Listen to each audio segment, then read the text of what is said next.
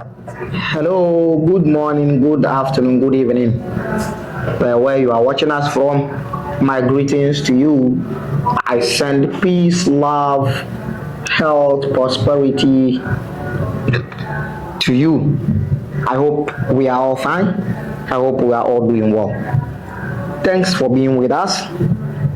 We appreciate your effort, we appreciate your time, we appreciate your energy that you use to support us with. Thank you very much. We are here again to continue the episode of Gateway to Spirituality, Riddles of Dreams. In the previous video, we mentioned something briefly about dreams in the Quran, in the Bible. In the Bible. And we said we're going to take you through Quranic idea about the dream, or Islamic idea about the dream, about dreams. Yes, Islamically, it is believed that dreams are also coming from an entity, a higher being, a higher being to the lower being. In fact, the Prophet of Islam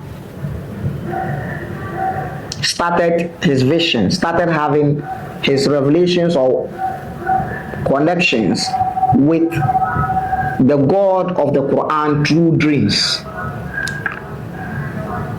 Just like the way there's a God in the Bible that gives visions and dreams and even shows how he gives the visions and dreams, the same thing in Islamic religion, in the Quran, there's a God that gives dreams. Just that Islam, on the other hand, is able to say something, is able to add something to it. You know, Abrahamic religion goes, the God of Abrahamic religion has his counterpart, Satan, aka Shaitan, aka Iblis, the negative energy. Now, Islamically, the negative energy also gives dreams. The negative energy also gives visions, just like the way Allah in the Quran gives dreams. That is why it is reported from the Prophet of Islam that Ar-Ru'ya Salihah min Allah, a positive dream, a good dream min Allah, is from Allah. Wal hulmu, and the nightmare min shaitan, comes from Satan. So the idea of polarity or duality is settled here.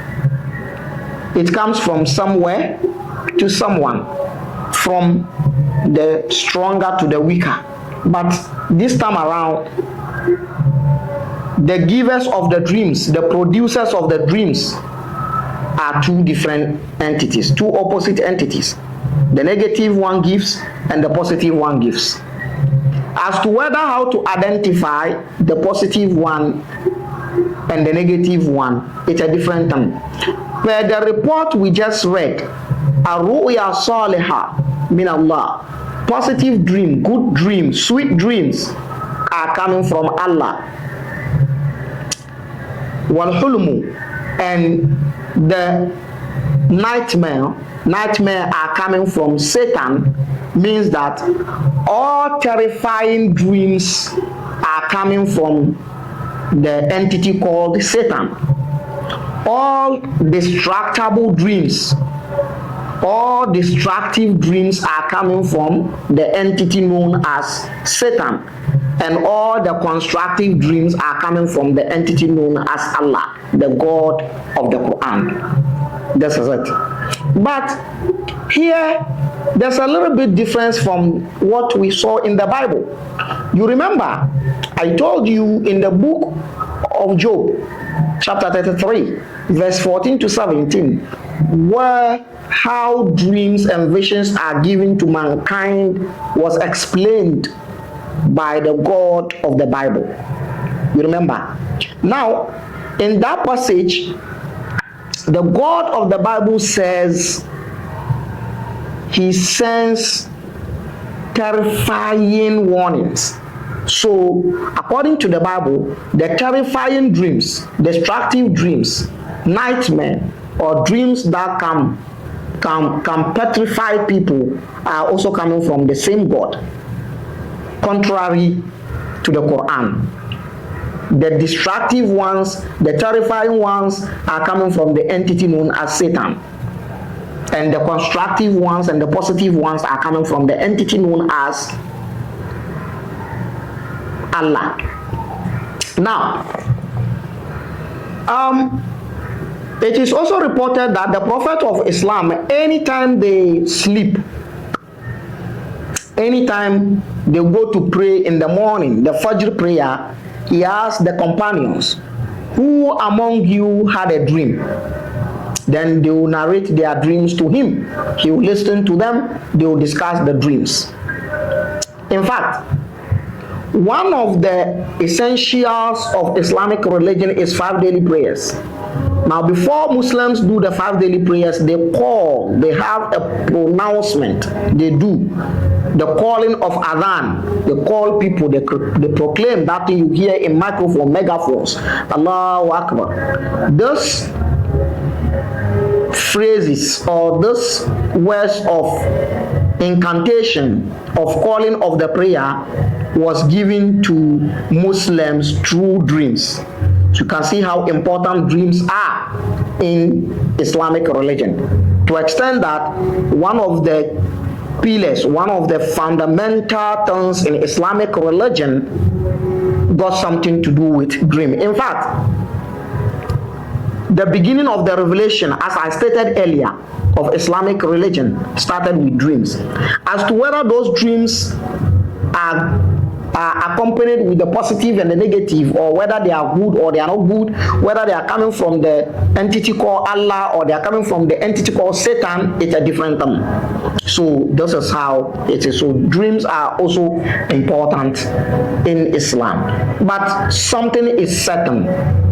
That is polarity, from one person to the other, from the stronger to the weaker. Just that there is another entity standing somewhere who also gives dreams. It is also reported that Prophet of Islam one day asked one morning, after morning prayer, after Fajr prayer, the morning, the early dawn prayer, he asked, who among you had a dream? All the companions are quiet. And he says, how? And it was like he was disappointed in them for not having dreams. Dreams are so important to the Prophet of Islam. He felt disappointed and he says, how could you people have dreams? Or how can you have dreams? Or how can you see visions where you have dirt in your fingernails? Your fingernails. This is the statement he made. It is reported that he has said this. So dreams in Islam are also paramount. Now, let's go through the Quran briefly and see how dreams has played a key role. First, we start from Quran chapter number 37, verse 101, all the way to 105. This got to do with Abraham and the son. Now, Quran chapter number 37, verse 101 says, فَبَشَّرْنَاهُ بِغُلَامٍ عَلِيمٍ. بِغُلَامٍ حَلِيمٍ, not Alim, Halim. فَبَشَّرْنَاهُ, and we gave him a glad tidings, بِغُلَامٍ, about a child, Al-Halim, a patient child, honorable child. Verse 102, that's Quran chapter 37, as of fact. Verse 102, the verse proceeds to say, فَلَمَّا بَلَغَ مَعَهُ السَّعْيَ, when the child became of age. Qala, the father said to the child, Ya bunayya, O my son, inni, indeed I see fil manam, in my dreams, anni azbahuk, I see in my dream that I am slaughtering you. Well, if you want to sugarcoat it, you say I am sacrificing you. But actually, the word used, azbahu, it's slaughtering. So, Quran 37 verse 102 says, فَلَمَّا بَلَغَ مَعَهُ السَّعْيَ, when the child became of age, قَالَ يَا بُنَيَّ, the father says, Abraham says, Ya bunayya, oh my son, inni ara fil manam, I have been seeing in a dream. In other words, I have been having a dream that anni azbahuk, that I am slaughtering you, or I am sacrificing you. Fanzur madha tara, tell me, what do you think? Now the father is asking the son.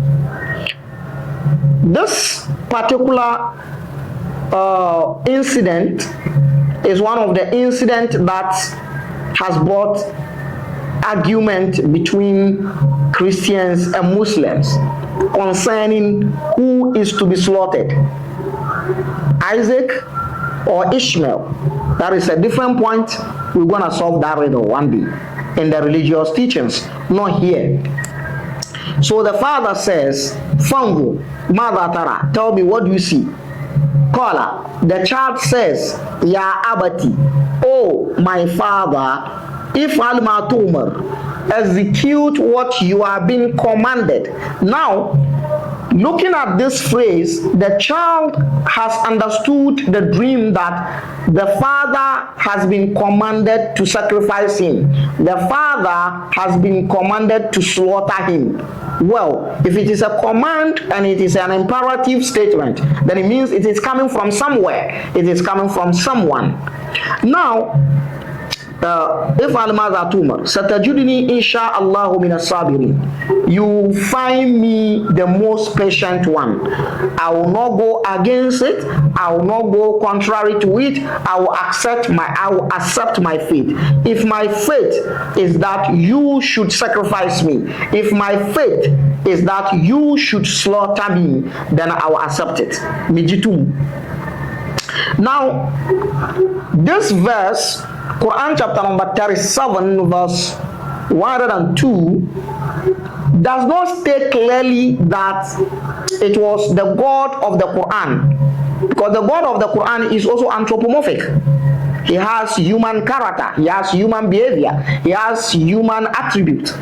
Now the verse does not state clearly and categorically that it is Allah or the God of the Quran that is speaking or that is giving Abraham these dreams.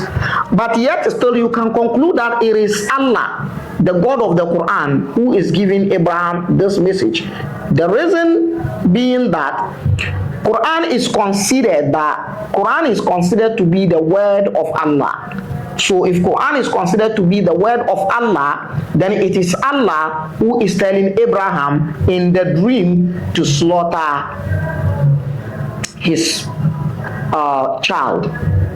Now, the preamble or the introduction about Islamic perspective of dreams, question will be raised here. The dream of Abraham slaughtering his son, was it a destructive dream or a constructive dream? I think it's a destructive dream. Now, Prophet of Islam is saying that constructive dreams, positive dreams are coming from Allah. Destructive dreams and negative dreams are coming from Satan. The slaughtering of Abraham, for Abraham to slaughter his son, is it a constructive dream or a destructive dream. If it is a destructive dream, then I think this dream, according to the definition of the two dreams of the Prophet of Islam, then whoever is telling Abraham to slaughter his son is not Allah. It's rather the opponent, the counterpart of Allah. That is just by the way. So the boy says, I will embrace my faith. I will accept it. And then he proceed. And then somewhere verse 105, that is Quran chapter 37. The whole idea started from Quran chapter number 37, verse 101, all the way to 119 or so. But in the verse 105, the dream has been confirmed. And he says, God ya Ibrahim, oh Abraham, God saddaqta ruya. You have affirmed the dream that you saw. The dream you have been having, you have affirmed it. That is where Abraham took the son to slaughter him. And then the God of the Quran says, you have affirmed, you have executed what we wanted you to execute. Inna kadhalika najzil muhsinin. For that matter, we're going to reward you the way we reward the good people. So this is one of the examples of the dreams in the Quran. Abraham being commanded to slaughter his son. Well, this story is in the Bible, but with a different narrative. Actually, with a different narrative. So this is the first aspect of it. There is another intriguing dream in the Quran. I think Quran chapter number 12, verse 4 to 5. The chapter of Joseph. There was an intriguing dream over there that Joseph had. Let's listen to that one too. In the Arabic rendition, this is what the verse is saying. Is qala Yusufu li abihi. It says, remember, that's Quran chapter number 12, verse 4. Is qala Yusufu li abihi. Remember when Joseph said to his father, Ya abati, oh my dad, oh my father, inni ra'aytu. Indeed, I saw ahada ashara kawkaban, 11 planets, was shamsa, and the sun, wal qamara, and the moon, ra'aytuhum li. When those 11 planets and the sun and the moon saw me, sajidin, they prostrated. They prostrated for me. They bowed down for me. They accorded me respect. They honored me. Well, there are so many things to be clarified in this verse. One, the verse, Quran chapter number 12, verse 4, does not state clearly that it is a dream. Even though the impossibility of seeing 11 planets and the sun and the moon according and honoring Joseph a respect is high. The impossibility is high because you can't take it to be physical, right? But yet there is nothing in that verse that shows that it is a dream. That is one. Number two, the word sajidin, which is sujud, to prostrate, to put the forehead on the ground. That act Muslims do when they go to pray, 5 daily prayers. That act they do to put the forehead on the ground. That act, that word there cannot be taken literally, because literally to prostrate you need some limbs, arms, legs, and maybe face and forehead to put it on the floor. Now, I don't see how the sun and the moon has these limbs. I don't see how the 11 planet has these limbs. so they cannot prostrate literally. So it's a figure of speech, because if you take it literally, it's going to be a serious blow to your book. It's a literal understanding. So it's literary, it's a figure of speech, not literal, because those planets cannot prostrate, cannot bow down. Now, another point here is that majority of Islamic scholars or the Quranic exegesis or the Quranic commentators said Ahada Ashara Kawkaban. Kawkab is planet. Ahada is 1. Ashara 10. Ahada Ashara is 11 planets, 1 and 10. So most of Islamic scholars interpreted this part of the verse Ahada Ashara as 1 plus 10 or 10 plus 1, so 11 planets. But in the real sense, whoever understands Arabic properly will know that no, Ahada Ashara is not 11 planets. Ahada Ashara means one of the 10 planets. I saw one of the 10 planets. Out of the 10 planets, I saw one of them. Ahada Ashara. Ahad or Wahid min Ashara Kawakib. One out of the 10 planets, and the moon and the sun accorded me a respect, honored me. That is the real interpretation of the verse. Anyway, we are not doing tafsir or Quranic commentary here. And then when he told his father this, then the verse continues. Quran chapter number 12 verse 5 says, Ya bunayya. Now the father is speaking. Qala ya bunayya, oh my son, la taqsus ru'yaka ala ikhwatik. Now here verse 5 stated categorically that it was a dream. Don't narrate your dream to your brothers. Fayakidu laka kaida, so that they will plot against you or they will conspire against you. Now, according to the father of Joseph, this dream is an important dream. This dream is unique, which got something to do with Joseph. Now, telling his brothers, for Joseph to tell his brothers this dream is going to create a problem, because if the brothers understood the dream, they figure out the dream, they cipher or they decipher the dream, they decode the dream, just like the way the father decoded it, and they understood that it got something to do with a standard and the status of Joseph, they're going to envy him. From the envy, they will plot against him, they will conspire against him. This story is in the Bible as well. So the father warned him not to tell them. La taqsusu ru'yaka ala ikhwatika fayakidu laka kaida. Hence, they will plot against you, they will conspire against you. And he says, Inna shaytana, for Satan, aduwun lil insan, aduwun mubin.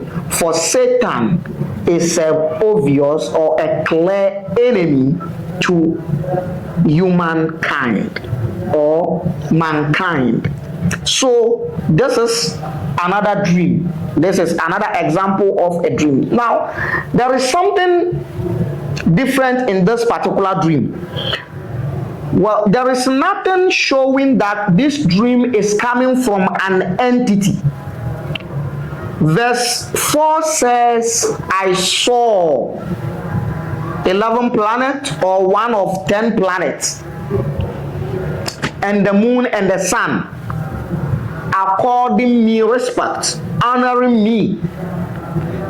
Not that someone showed it to him or an entity showed him that scenario of the dream. So in this particular dream, something is missing.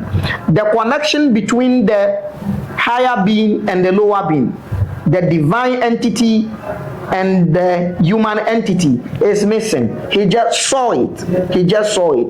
Yet you can still say, well, since it is in the Quran, then it is the God in the Quran who is saying that he has revealed this scenario to Joseph. That is it. So this is the second aspect of dream in the Quran. Now, let's go to the last example I would love to cite or to mention in the Quran about dream again. This got to do with the Prophet of Islam himself, and it also got to do with the followers, because of and it is related to a battle. This battle is known as Ghazwat Badr. The first battle, actually it wasn't a battle, it was later turned into a battle. If not, it wasn't a battle. It was Ghazwa. Ghazwa is not Arab. So this is what happened. When they were planning for the fight or for the battle, because originally they didn't plan for battle, they came out to confiscate. The Prophet of Islam and his followers came out to confiscate, or came out to stop on the way to stop the caravan of the Mecca businessmen, which went to Sham for trading. On its way back, the Islamic prophet and his followers came to stop on the way to confiscate the items from the caravans, the properties of the businessmen of Mecca. This is the plan. This is the original plan why the Prophet of Islam and his followers came out. But it turns out to be a battle. Now, when it turns out to be a battle, the followers were shaken. They were frightened because they didn't plan for battle. Battle is different. To come out to seize goods is different than altogether. We didn't prepare for battle. Now that it is turning into battle, what are we going to do? Edane akun yepi yamba se yeba abeko yeba se yeba abegina kwan so na ye jinyama na omuja pade na ye de akọ sisi abedane akun eden na ebeye. From there a dream came to the Prophet of Islam. So Quran chapter number 8 verse 43, the chapter of Anfal, has this to say. Now this is what the verse is saying. إِذْ يُرِيكَهُمُ اللَّهُ فِي مَنَامِكَ قَلِيلًا. Remember when Allah was showing you their numbers, qalilan, he showed you only few numbers of them in the dream. Remember when Allah showed you only few quantity or only few number of the armies or the soldiers of the people of Makkah. So in the dream, Allah showed the Prophet of Islam only few soldiers of the people of Makkah. Now let's proceed. And the verse says, وَلَوْ أَرَاكَهُمْ كَثِيرًا. Had it been that Allah has showed you the large number of their army, لَفَشِلْتُمْ فِي الْأَمْرِ, you would have lost the battle out of fear. Because if you saw, if the huge number was shown to you, you will be petrified, you will be terrified, you will be frightened. So when you are frightened and you are terrified, you will lose the battle. You've already lost the battle before the battle will start. لَفَشِلْتُمْ وَلَتَنَازَعْتُمْ فِي الْأَمْرِ. Then you would have argued among yourselves, because if you had saw the large number of the people or of the army of Mecca, you would have told them that the number, you would have told your followers that the number is huge. You saw the number in the dream, and their number is very huge. They have a large number of armies. There, your followers will be frightened. Yourself, you might be frightened, and you will lose the battle. Lafashiltum, you would have lost the battle before it will start, out of fear. Walatanazatum fil amr, and you would have remained there arguing among yourselves. Some will say, let's retrieve. Some will say, let's proceed. And then you will be arguing back and forth like that. And there is no way you're going to win a battle with argument.